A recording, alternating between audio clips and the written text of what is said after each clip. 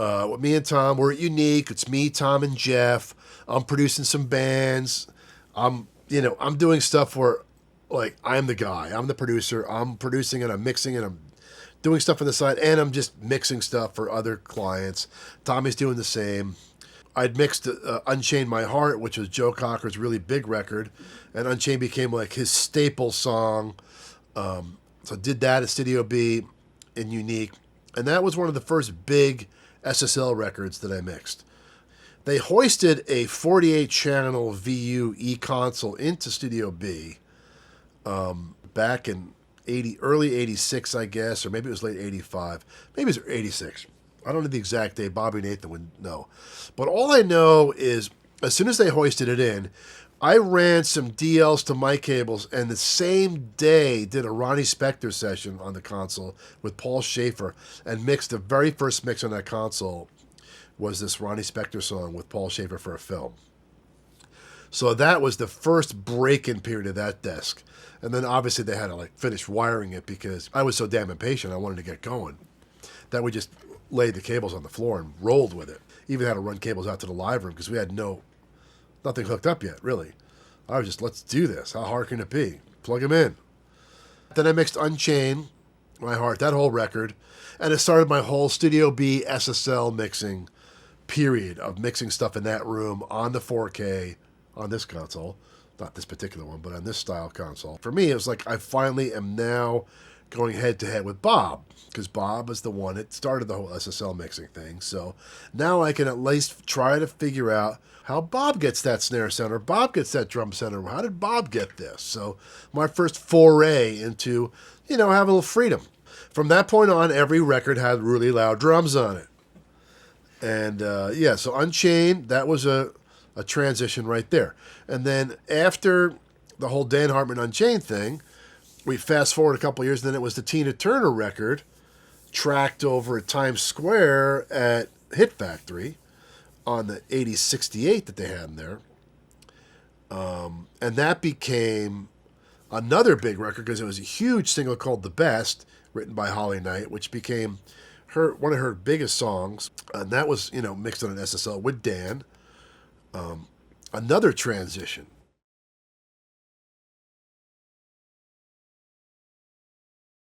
To me, that was an untypical 80s record because of the fact that it was all live players, because during the 80s, we were really conquering MIDI, we were conquering sequencing, drum machines, vocal sampling. The only thing that was live was, vocals and guitar, and even some of the guitar stuff was starting to be emulated or flown in and loops or whatever. So there became the no humans needed mentality for making records, where the Tina Turner was still humans needed. That's the kind of records I wanted to make, because when I started in the 80s, everything was, okay, drum machine, sequence bass, keyboards, one clean guitar, overdub vocals. Okay, and that has a certain dimension to it, where live players became a different challenge to deal with. And I preferred that.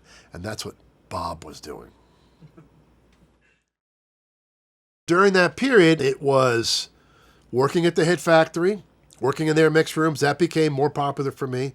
Was really setting up shop in A1, A2. Troy Germano, Eddie Germano, his father, really gave me some wings to go full force after Bob. Now, also because of Bobby and Joanne at Unique and Studio B and that SSL room, those two places gave me the freedom to do whatever I wanted, mix-wise, and be able to be in the best rooms there were at the time in the city. I mean, Hit Factory was the freaking, that was it. That was the glory zone. There was Power Station, which was Bob, and there was Hit Factory. That whole SSL era before I came to California was magical. That's where it all took place. And a lot of records that I made, and these were all the not 80s records, all the live players records, all mixed at, A1 or A2, or upstairs in M1, which I did like Peter Wolf, and I even have videos of mixing that in the late 80s, all before 1989 was that time period, before I moved here. Moving here was the next chapter.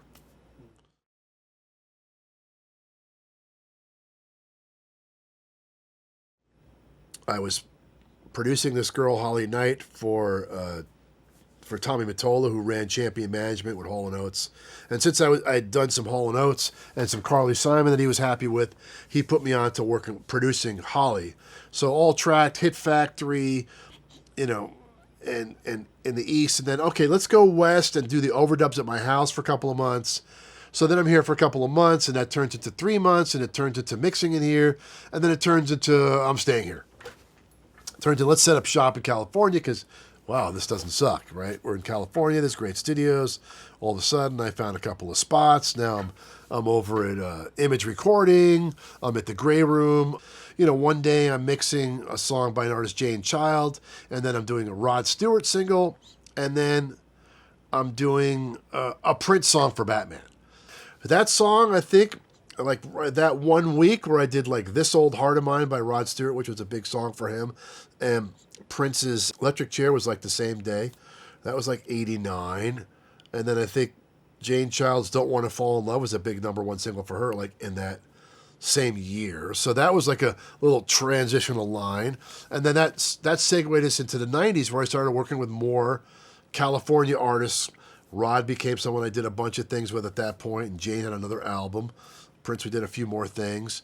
And it moved on to working with people like John Shanks, who produced, you know, Michelle Branch, who had her big breakout song somewhere in the mid-90s or late 90s.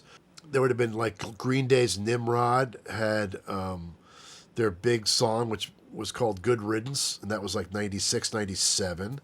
And that was just a 45-minute mix done after the album was done, with Rob Cavallo as the producer. We mixed over at Image Recording. And then, you know, during the 90s, there was more, probably Tina Turner, and I was mixing and producing Joe Cocker. So there's still some producing going on at the same time.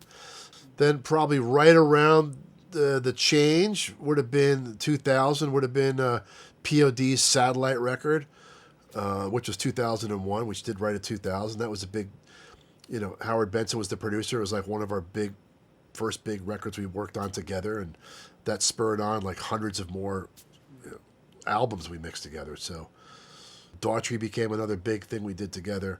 He had a huge hit with it, It's Over, and that was part of the all American Idol artists start, that whole era that started like late 90s through 2000, or no, maybe it was early 2000. So, and that was right at the beginning of doing stuff with Howard Benson, and Rob Cavallo and I were working on a bunch of things together at the same time. So we had worked on many records during that era.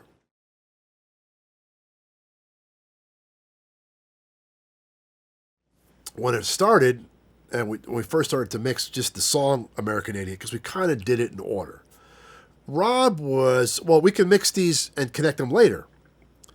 I'm like, no, let's connect all the ones you're going to connect and mix them that way so we know what they sound like. So, for example, Holiday and Boulevard of Broken Dreams, I made sure, well, if they're going to be connected, let's just mix them as one and not worry and make sure it works. I hate doing anything later. Make it work now. And it was actually more fun because Jesus is Suburbia, the second song, that's a long song. That's got a few different sections in it that are different. So who cares about these other two that are connected? So that became the fun part about it, is mixing the two different songs. So Holiday's one way and then Boulevard's another way. And it came out great that way. So that was a defining moment for a band that went with their sound and still to this day has their sound and they stick with it.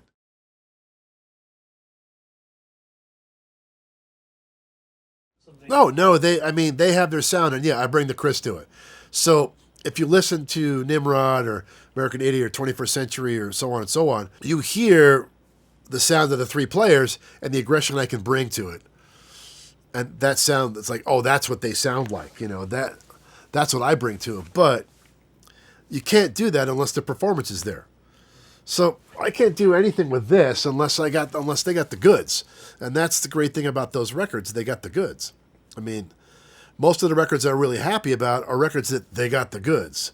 There's a lot of records where they kind of didn't have the goods, but they had a good song, and you had to manipulate, it to work. There's good songs and bad songs, okay? There's good production, there's bad production. I'd much rather have bad production with a good song than great production on a bad song. I'd much rather have a horrible sounding great song than a meticulously recorded turd. A lot of times I'll bitch and complain about these horrible recordings I've gotten in. But, part of our job is to make it do something and make it exciting, especially if it's a good song.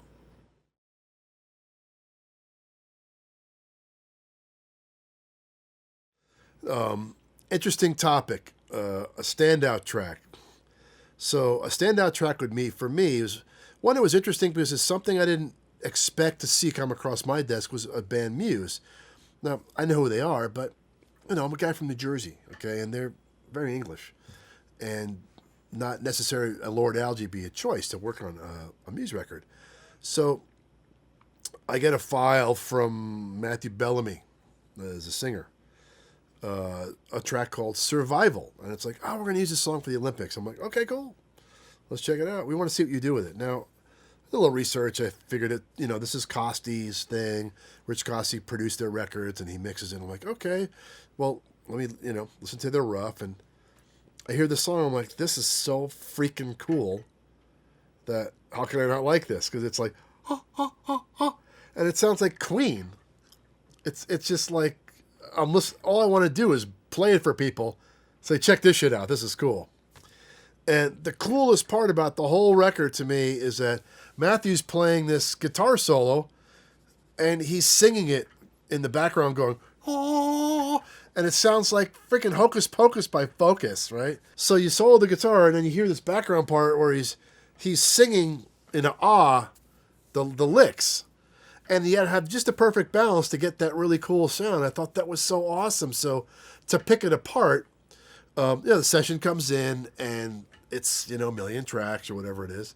And we go through it and I pay really good attention to, their rough mix of their panning and all that. And then I throw it all out the window and do my own thing and just make it be aggressive. But the thing about it is that it was so freaking fun to listen to because it was like a Muso record. It was a record made for Musos. So it had like cool singing, cool drum beat, freaking cool backgrounds and like very like English and choiry. And then half the song's freaking guitar solo. What could be wrong with that? And then he's singing it. So, I think because I had so much fun with it, they liked it, and it turned into, a whole bunch of other songs and another record and then a live concert. So picking it apart, it was like I saw how talented this guy Matthew and his band is. Him being a piano player and a singer, obviously, but then all the choir parts and the articulation of how these little puzzle pieces fit together, and then how great the bass player is, and Dominic the drummer and Chris the bass player, and how good the groove is. And then when I met these three guys at the Staples Center, they're the most polite, down-to-earth, non-egotistical musicians. The opposite of many other rock bands I've hung out with. They're so not Guns N' Roses, or so not that. They were so cool. It was great. That was a total fun foray into rock and roll history.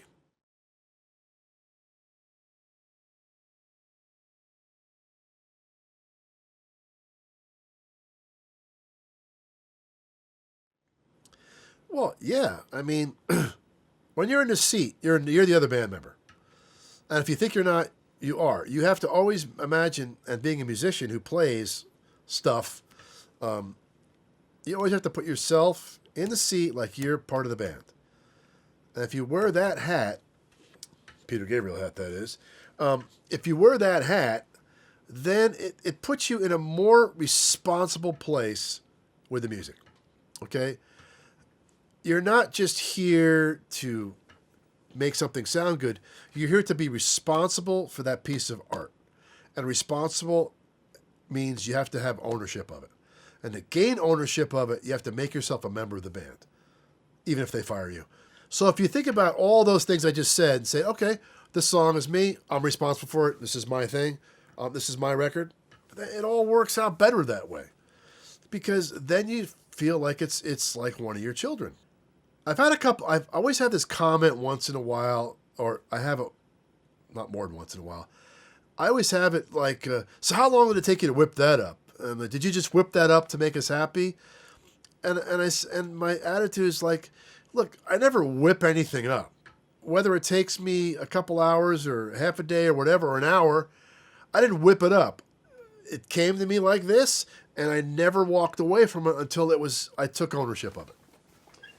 And that's been a problem I've been plagued with since day one, is that I don't let it go. I never let it out unless I'm solid on it, 100%. So you can't walk away with it without saying, okay, did I touch every part of this? Did I make it all work? Did I make it all be as good as it can be?